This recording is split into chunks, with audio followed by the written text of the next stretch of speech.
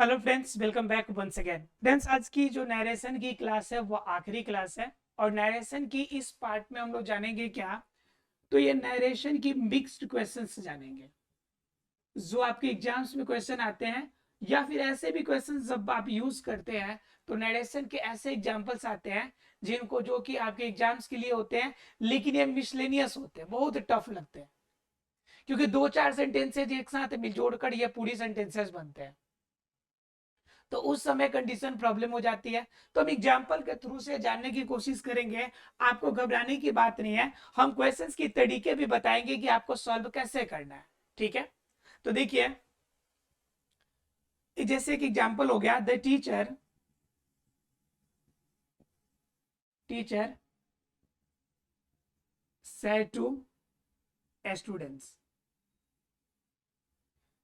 या said to him कर लीजिए, said to him, why are you disturbing whole class। ठीक है, कह रहा है why are you disturbing whole class.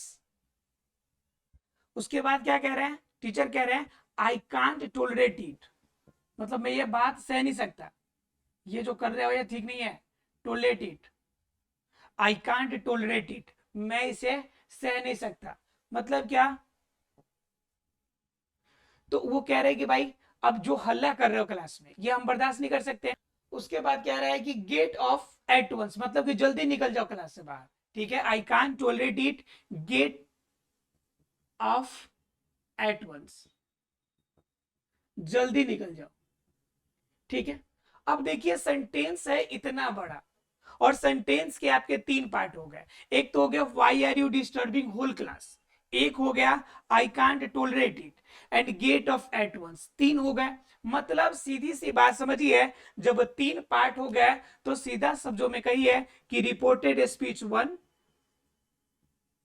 Reported speech, ऐसे का सेंटेंस को कैसे बनाते हो उसका तरीका समझिए। Reported speech one, reported speech two और रिपोर्टेड स्पीच थ्री। लेकिन तीनों रिपोर्टेड स्पीच के लिए, तीनों जो रिपोर्टेड स्पीच है, इस तीनों रिपोर्टेड स्पीच के लिए आपका क्या है कि सिर्फ और सिर्फ एक ही रिपोर्टिंग वर्ब वाला सेंटेंस है। ये तीनों रिपोर्टेड स्पीच के लिए सिर्फ एक ही क्या है हमारा, सिर्फ एक ही हमारा ये रिपोर्टिंग वर्ब वाला है। क्लियर है आप लोग को। तो आपको करना कुछ नहीं है, ऐसे सेंटेंसेस को करना यह है कि इस रिपोर्टिंग वर्ब वाले सेंटेंस को एक एक करके सभी रिपोर्टेड स्पीच के साथ बनाना है। तो पहले इस रिपोर्टिंग वर्ब के साथ पहले रिपोर्टेड स्पीच को आप क्या करेंगे, सॉल्व करेंगे। तो देखिए, द टीचर सेड टू, यानी कि ये तो आपका क्या हो गया, पास्ट की बात कह रहा है, ये पास्ट टेंस हो गया आपका। उसके बाद कह रहा है व्हाई आर यू डिस्टर्बिंग, अब व्हाई लग गया तो ये हो गया कि इंट्रोगेटिव का है। सेंटेंस कैसा है भाई, तो इंट्रोगेटिव का है, तो कंडीशन आप इंट्रोगेटिव वाला लगाएंगे। तो कंडीशन क्या कहता है, the teacher said to him why are you disturbing whole class. तो ये तो टीचर पूछेंगे ही ना भाई, या डांटेंगे या पूछेंगे ही ना करेंगे। तो मान लीजिए कंडीशन ले लेते कि पूछ रहे हैं, तो क्या हो जाएगा, द टीचर। अब सेड टू को हम पूछने के क्रम में करेंगे तो आस्क्ड कर सकते हैं ना जी, आस्क्ड हिम, भाई उनसे पूछा। जब यहाँ पे क्वेश्चन वाले वर्ड आ जाते हैं तो मैंने बताया था कि इन्वर्टेड कॉमा के बदले में क्या लगा लीजिएगा, सेम वही वर्ड रह जाएगा। तो क्या हो जाएगा, वाई, वाई। उसके बाद कह रहा है कि are you reading disturbing, why are you disturbing whole class. ठीक है, तो इसको जब बाकी सेंटेंस को जब आप एसर्टिव में बदलिएगा तो आर बाद में चला जाएगा, मतलब you are disturbing whole class हो जाएगा। तो यहाँ पे यू को सॉल्व करना है, तो यू कौन सा पर्सन है, सेकेंड पर्सन, और सेकेंड पर्सन किसके हिसाब से, तो ऑब्जेक्ट के हिसाब से। तो क्या हो जाएगा, यू है तो यू को हिम का सब्जेक्ट क्या हो जाएगा, तो ही हो जाएगा। क्या हो जाएगा, ये ही हो जाएगा। तो क्या लिखेंगे, वाई ही। उसके बाद आर दिया हुआ है तो आर को किस में कन्वर्ट कर दीजिएगा, वाज में, वाज वर्ड में कन्वर्ट होगा ना जी, तो वाज हो जाएगा। और बाकी जो सेंटेंस उतार दीजिए यहाँ पे, disturbing, disturbing whole class. Clear है, यहां तक आप लोग को क्लियर है। अब जरा ध्यान से समझिए कि इसी सेंटेंस में बात ये भी कह रहा है।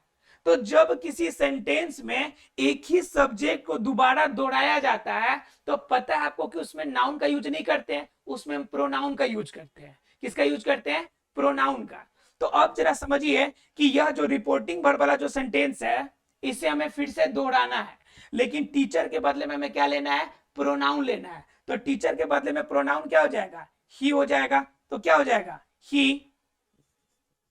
अब देखिए, अब कह रहा है आई कांट टोलरेट इट, ये तो बात कह रहा है, तो कहने का मतलब बात तो असर्टिव हो गया। तो उस कंडीशन में सिर्फ सैड टू को किस में कन्वर्ट करेंगे हम लोग? टोल्ड में। तो क्या हो जाएगा? He told him, he told him. उसके बाद इन्वर्टेड कॉमा के बदले इसके पहले क्या देंगे हम? दैट का यूज करेंगे। किसका यूज करेंगे? दैट। अब जरा इस सेंटेंस को बनाइए, आई कांट टोलरेट इट।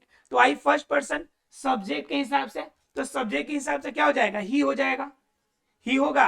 उसके बाद कांट दे रहा है तो कैन नॉट कह रहा है, ठीक है। यहां पर देखिए कैन नॉट कह रहा है, तो कंडीशन देखिए, तो कैन जब भी लगता है तो क्या करते हैं? कैन को किस में कन्वर्ट करते हैं? कुड में। तो कैन किस में कन्वर्ट हो जाएगा? कुड में। तो कुड, और नॉट लगा हुआ है तो नॉट, या कुडंट कर लीजिए या कुड नॉट कर लीजिए। उसके बाद क्या? टोलरेट है तो टोलरेट। बताइए ईट कौन सा पर्सन है? Third person. और थर्ड पर्सन चेंज होता है जी? नहीं चेंज होता है। तो थर्ड पर्सन नो चेंज, तो ईट का ईट ही रह जाएगा। बोलिए सेंटेंस बन गया। अब बच गया लास्ट वाला पार्ट। तो फिर लास्ट वाले पार्ट के लिए फिर क्या करेंगे? फिर इस रिपोर्टिंग वर्ब वाले को हम दोहराएंगे। तो बताइए रिपोर्टिंग वर्ब वाले में जब एक बार सब्जेक्ट को दोहरा दिए तो यहाँ पे प्रोनाउन का यूज किया। अब फिर से दोहराना हो तो फिर प्रोनाउन का यूज करेंगे जी? नहीं करेंगे। मतलब इसी बात को इसके साथ हम क्या कर लेंगे? जोड़ लेंगे।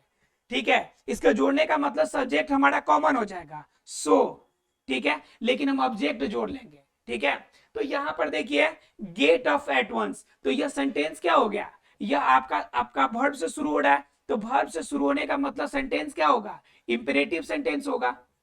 कैसा सेंटेंस होगा? इंपेरेटिव। और एट वंस कह रहा है तो हो सकता है कि सेंटेंस क्या हो जाएगा? इंफैटिक भी बन जाए, एकदम अभी निकल जाओ। बात समझ में आ रहा है? तो उस कंडीशन में क्या करते हैं इसको? सो अब गेट ऑफ एट वंस, तो ये तो ऑर्डर ही दे रहे होंगे ना, तो सो मान लीजिए सो का मतलब कि इन्हीं की बात करी, इसलिए वो क्या कर दिए? ऑर्डर दे दिया। क्या किए? ऑर्डर्ड। क्या ऑर्डर दिया भाई? कि गेट ऑफ। तो जब आपका इंपरेटिव बनाते हैं तो इन्वर्टेड कॉमा के बदले में क्या लगाते हैं आप? टू लगाते हैं। तो क्या करेंगे? Ordered to. और जो सेंटेंस है उसको उतारते हैं आप, तो क्या करेंगे? To get off, get off at once. बोलिए क्लियर है आप लोग को? गेट ऑफ एट वंस मतलब ये सेंटेंस आपका बनके तैयार हो गया। सेंटेंस इतना बड़ा आपको देखने से लगता है, लेकिन इतना बड़ा सेंटेंस है नहीं। मेन बात क्या होती है कि रिपोर्टिंग वर्ब वाला सेंटेंस कॉमन हो जाता है आपका, और उसमें जितने सेंटेंसेस देते हैं उतने पार्ट के साथ आपको एक एक करके आपको जोड़ने आना चाहिए। बस सेंटेंस जितना बनाए है उतना ही नियम है, इसमें नियम कोई चेंजेज नहीं हो रहा है। आपने जितना रूल रेगुलेशन पढ़ा है, लेकिन ये मिक्स्ड कर दिया है। अब मिक्स करने के में प्रॉब्लम ये हो जाती है कि आपको ये समझ में नहीं आता कि इतना बड़ा सेंटेंस कैसे बनेगा। तो आपको ध्यान रखना है कि देखिए यहाँ पे रिपोर्टिंग वर्ब वाला सेंटेंस 3 बार रिपीट हुआ है। एक बार रिपोर्टिंग वर्ब वाला हुआ है, यहाँ पर देखिए ही टोल्ड हिम, दूसरा बार रिपोर्टिंग वर्ब वाला हुआ है आपका, और यहाँ पर देखिए तीसरा सो ऑर्डर्ड, यहाँ पे छोड़ दिया हमने, हिम छोड़ दिया, देख लीजिएगा आप। ठीक है, तो यहाँ पे तीसरा बार 3 बार रिपीट हुआ है। कितना बार रिपीट हुआ है? 3 बार रिपीट हुआ है। 3 बार क्यों रिपीट हुआ है? क्योंकि हमारा रिपोर्टेड स्पीच कितना बार हुआ था? तो रिपोर्टेड स्पीच 3 बार आया था, तो रिपोर्टिंग वर्ब हमारा कितना बार जाएगा? तो रिपोर्टिंग वर्ब भी हमारा 3 बार ही जाएगा। यानी जितने पार्ट इसके दिए रहेंगे उतना बार हम रिपोर्टेड स्पीच का रिपीट करके तब सेंटेंस को हम बनाएंगे। क्लियर है आप लोग को? एक और सेंटेंस जरा देख लीजिए इस पे, ताकि आपको क्लियर हो जाए। देखिए ऐसे सेंटेंसेस में घबराना नहीं चाहिए, क्योंकि अगर घबराएंगे तो सेंटेंस गड़बड़ हो जाएगा। बिल्कुल रिलैक्स होके उसे बनाना है। जितना आपको रूल पता है उससे बाहर कुछ भी नहीं है। किसी भी एग्जाम में उससे बाहर क्वेश्चंस एक भी नहीं आएंगे, उससे बाहर एक भी क्वेश्चंस नहीं आएंगे। लेकिन क्या है कि अगर थोड़ा सा ध्यान नहीं दीजिएगा तो कंफ्यूजन पैदा होगी, और कंफ्यूजन के कारण क्या हो सकता है कि प्रॉब्लम होगी है कि आपका क्वेश्चन नहीं बन पाएगा। ठीक है, उस कंडीशन में आप कहेंगे कि क्वेश्चन टफ था एग्जाम में और बना नहीं, क्वेश्चन रूल से बाहर एक भी नहीं है, लेकिन आपको क्या करना पड़ेगा, थोड़ा सा ध्यान से बनाना पड़ेगा। अब देखिए, मान लीजिए कि एक बच्चा अपने टीचर से, अपने पिता से कह रहा है कि, मान लीजिए राजा से कह रहा है, ही सेड टू किंग। ठीक है, एक बच्चा है जो अपने राजा से कह रहा है, क्या कह रहा है, डोंट पुट मी डेथ, मतलब हमें सजाए मौत मत दीजिए। कह रहा है कि हमें सजाए मौत मत दीजिए। कह रहा है, एक और बात कह रहा है कि मान लीजिए कि कोई इतना बड़ा गलती किया होगा, अपराध किया होगा, तब नहीं सजाए मौत दिया जा रहा है। तो कह रहा है, he said to king don't put me death, हमें सजाए मौत नहीं। क्यों? कह रहा है कि I will never repeat, I will never repeat such a crime, such a crime. हम क्या करेंगे, तो ऐसी जो आपकी क्राइम की है, हमने ऐसा क्राइम, ऐसा जो मतलब अपराध है, दोबारा नहीं करेंगे। अब बात कह रहा है कि आप मुझे छोड़ दीजिए, लेकिन हमें क्या करेंगे, हम ऐसा जो आपका जो अपराध किया है, दोबारा हम ऐसा नहीं करेंगे। और क्या कह रहा है, सो मी, सो मर्सी ऑन मी। ठीक है, मुझ पर आप क्या कीजिए, दया दे। ठीक है, सो मर्सी टू मी। ठीक है, ऑन मी नहीं, टू मी। क्लियर है? अब देखिए सेंटेंस जरा ध्यान से, यहाँ पे the he said to king, ये आपका रिपोर्टिंग वर्ब वाला सेंटेंस, रिपोर्टिंग वर्ब वाला सेंटेंस, रिपोर्टिंग वर्ब वाला, ये फर्स्ट रिपोर्टेड स्पीच, यह फर्स्ट रिपोर्टेड स्पीच। ठीक है, ये सेकेंड आपका रिपोर्टेड स्पीच, यह सेकेंड रिपोर्टेड स्पीच। और क्या, यहां से आपका सो मर्सी टू मी, यह हमारा थर्ड रिपोर्टेड स्पीच।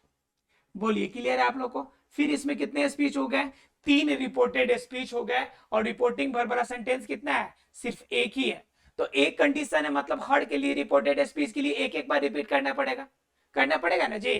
तो कंडीशन क्या हो जाएगा, तो पहले बनाने की कोशिश करते हैं। तो पहले सेंटेंस के हिसाब से पहला बनाएंगे, तो डोंट पुट मी डेथ, तो ये सेंटेंस आपका इंपरेटिव हो गया। लेकिन इंपरेटिव में कैसा सेंटेंस है, निगेटिव वाला। इंपरेटिव में भी कैसा है, निगेटिव वाला। तो निगेटिव वाले के लिए हम कैसे बनाते हैं, तो ये ही सेड टू किंग, ये राजा से कह रहा है कि मुझे सजाए मौत मत दीजिए। तो भीखी मांग रहा होगा इनसे, तो क्या कह रहा है, आप लिख सकते हैं कि ही बेग्ड, मतलब ये आपका राजा से भीख मांग रहा है। ये कह रहा है कि बेग्ड किंग, क्या, अब यहाँ पे डोंट कह रहा है, तो डोंट निगेटिव है, तो निगेटिव वर्ड के लिए क्या करते हैं आप, नॉट टू का यूज करते हैं, नॉट टू। और जो सेंटेंस है उसको लिख देते हैं आप पुट। और मी कौन सा पर्सन है जरा बताइएगा मुझे, मी फर्स्ट पर्सन का यह ऑब्जेक्टिव केस है। ठीक है, तो objective case first person subject के हिसाब से, तो ही का ऑब्जेक्ट क्या होगा, हिम हो जाएगा। तो पुट हिम, उसके बाद डेथ वर्ड दिया हुआ है, तो डेथ। बताइए, फर्स्ट रिपोर्टेड स्पीच का काम हो गया कि नहीं हो गया, बिल्कुल हो गया। अब बात कर लेते हैं इसी में दूसरे पार्ट की, आई will never repeat such a crime. ये तो सिंपल क्या आपका असर्टिव सेंटेंस है, तो सिंपल असर्टिव सेंटेंस है, तो क्या कहिएगा, दैट ही